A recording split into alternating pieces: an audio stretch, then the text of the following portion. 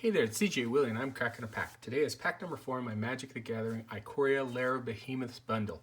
Check out my preview video on my Ikoria bundle as I explain the concept of what is your pick. I've added the link to the preview video in the description below.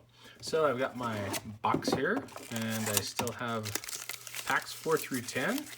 Just as a reminder, the feature commentary today is from a very unique casual, and let me stress the word casual, Magic the Gathering point of view.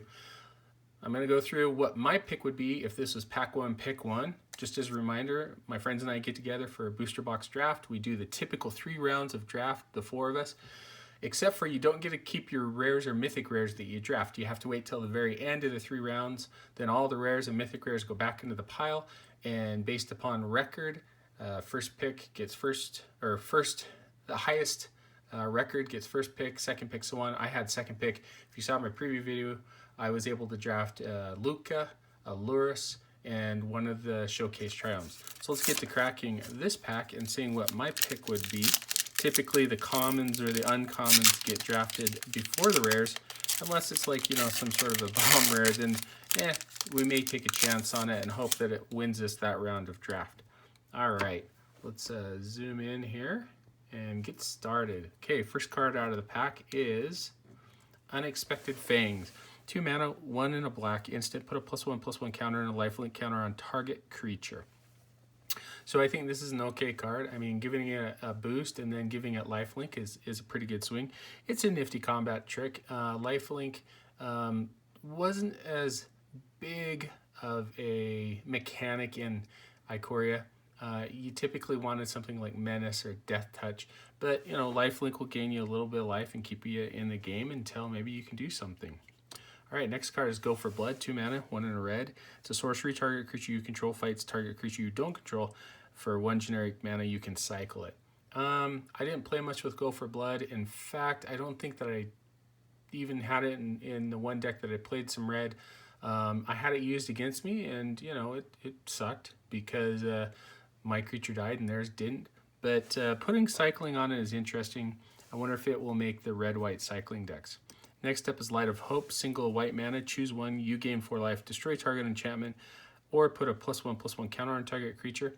It helps a little bit in combat. I actually used it more often to destroy an enchantment. In one of the rounds against one of my friends, the enchantment was just insane. I don't remember off the top of my head what it was, but I had it sideboarded in the other games so that I could take care of the enchantment, and every time, it was the enchantment that creates the Ominous Seas. And so I was able to let him just kind of tick it up till he got to 6 or 7, and then I'd blow up his enchantment so I didn't have to deal with the 8/8 creaking, whichever. Of 1 mind, 3 mana, 2 in a blue. It's a sorcery. This spell costs 2 less to cast if you control a human creature and a non-human creature. Draw 2 cards. Yeah, I drafted this. I played it. I'd never had it set up to where I could only play it for 1 blue mana. It always seemed to be that I had the missing ingredient in my hand, or I hadn't drawn it yet. And then when I play this card, I draw it. It's a fun card, and I think it's definitely a card that I would build around. I think that there's enough human, non-humans in Ikoria in a standard environment to make this a single blue mana and draw 2 cards. Dead Weight, reprinted a few times recently. Single black mana enchantment aura. Enchanted creature gets -2/-2. I like Dead Weight. It's a pretty fun card. In Ikoria, you had to play it really early so you could get rid of maybe some of their enabler cards, because later in the game, it just didn't do anything. You can mutate on top of it, still get the mutate triggers. Some of the bigger creatures were quite big that -2/-2 didn't matter. So it wasn't as good as it was in some of the previous formats, like the, you know, Ravnica block, but it still, you know, carried its weight, if you will.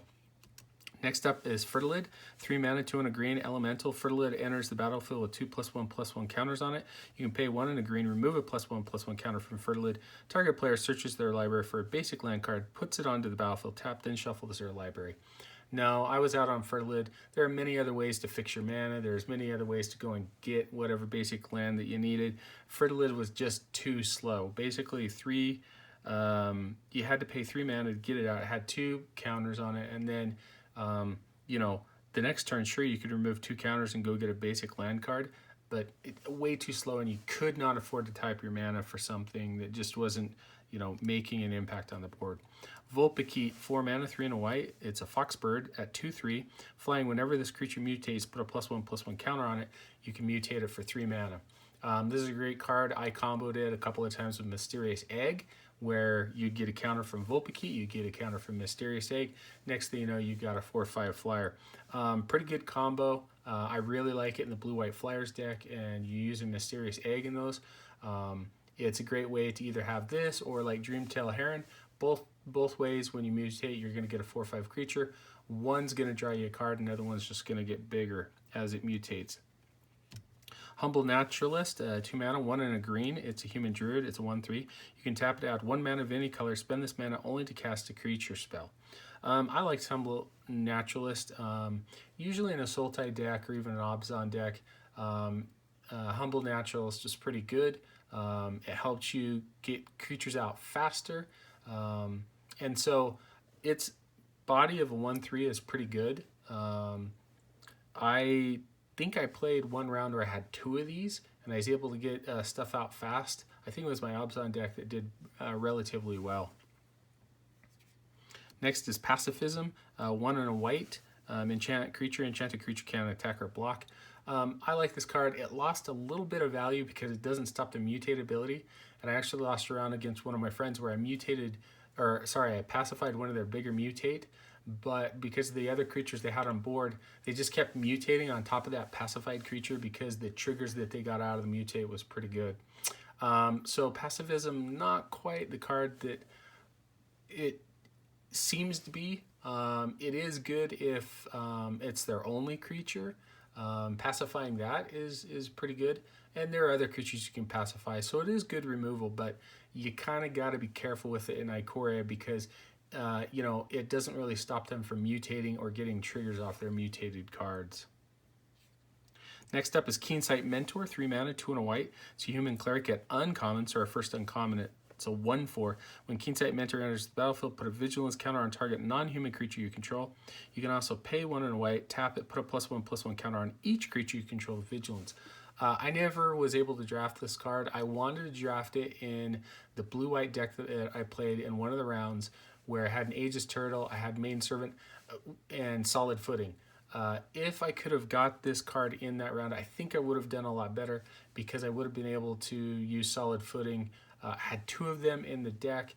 What that means is Solid Footing comes down and enchants a creature, and then you're dealing combat equal to your toughness if the creature has a vigilance. I kind of poo-pooed Keensight Mentor a little bit as being a 3 mana 1/4 and not really impactful on the board. In the right deck, if you can combo it, it can do quite a bit of work. Next, I have Footwork Creators, single red mana, enchantment aura. Enchant land. Enchanted land has tap target creature gains trample and haste until end of turn, cycling 1. This is a pretty cool card. You might argue, well, it takes up one of your lands. If you build your deck right, you're going to have plenty of land, and in red, you want to be aggressive, you want to have haste. Giving something trample is really hard to deal with, especially if you give a bigger creature trample or you give a bigger mutated creature trample. I really like Footwork Creators quite a bit, and because it has cycling 1, makes the card infinitely better. I definitely think it's a key card in the red-white cycling deck if you want to build around it. Okay, final uncommon we have is Parcel Beast. 3 great uncommons, I think. Parcel Beast is 4 mana, 2 generic, 1 green, 1 blue. It's an elemental beast at 2/4. You can pay 1 generic mana, tap it, look at the top card of your library. If it's a land card, you may put it onto the battlefield. If you don't put that card onto the battlefield, put it into your hand. Parcel Beast does a lot of work. It has mutate for a green and a blue. You can get it out quicker. Even if you can't play it until turn 4, the Ikoria games seem to go a little bit further. This is a great, I don't know how many times at the end of my opponent's turn I tap it, pay the mana, look at the card. Even on upkeep, there's a couple of times that I'd utilize it. Parcel Beast, great creature. I don't know, it's going to be kind of hard to figure out pack one, pick one, unless I've got a really cool rare mythic rare. So hopefully we've got something great in the rare mythic rare slot. So far, 3 meh cards. I mean, they're definitely cards I want to play and build in constructed decks, but nothing, earth-shattering. Okay, Agatha Trial. All right, got a Trial. That's got some value. I think that's a pretty cool card. It's a Swamp Forest Island, so it's the Sultai Triome. Enters the battlefield tapped, and then you can cycle it for 3. I mean, I definitely wouldn't be taking this first pick. Not even for value. I'd have to look to see if, later on in the round, if it's still there, if I'm Sultai. Maybe if it was like pack 2 or pack 3, and I'm already in Sultai, this would be a good mana fixer, but definitely not a card that I would take as pack 1, pick 1 rare. And then, I've got a foil rare. Oh, that's really cool. Kogelo the Titan Ape. It's 6 mana, 3 generic, and 3 green. It's a legendary creature ape. It's a 7/6. When Kogelo the Titan Ape enters the battlefield, it fights up to 1 target creature you don't control. Whenever Kogelo attacks, destroy target artifact or enchantment defending player controls. You can pay 1 and a green, return target human you control to its owner's hand. Kogelo gains indestructible until end of turn. I haven't seen this card drafted. I don't know if we got it in our box. I don't think that I've had it played against me. I haven't had an opportunity to play it. Having 3 green in it seems a little restrictive, but green typically has the ability to be less restrictive because it can get different colors of mana or mana ramp in its own color. So Kogelo seems like a pretty cool card. I don't know that I would pack 1 pick this. I really don't think so. In our round of draft, I highly doubt that I would. We've got a swamp and a human soldier token. More than likely in our draft, because it doesn't seem like Kogelo would be something you take pack 1, pick 1, because you're not quite sure, if it's mono green that you're in or what. I think looking at this pack and just my experience in our draft, I would probably hedge a little bit because I saw the Triome, and I would take Parcel Beast. I think Parcel Beast does a lot of work to help fix your hand, draw you extra cards. Plus, luck may have it that I take the Parcel Beast, and then the Triome, since there's only 4 of us drafting, I only have to go through 3 picks. If I took the Parcel Beast, more than likely the Triome would come back around, and I would take that because I would already be hedging towards Sultai, and I'd already have a good piece of mana fixing. So Parcel Beast, I think, is a great card if you're able to play something turn 1 or even turn 2. If your mana sets up right, you can mutate this on turn 2 or 3. Worst case scenario, you play it on 4, and you're still, after that, being able to utilize the ability and really draw an extra card, put a land card onto the battlefield, get yourself some extra mana. Anyway, hope you enjoyed the video. If you did like it, please subscribe and share. Take some time to tell me in the comment section what was your pack 1, pick 1. Until next time, when I'm back to crack pack number 5 in my Magic the Gathering Ikoria Lair of Behemoths, what is your pick?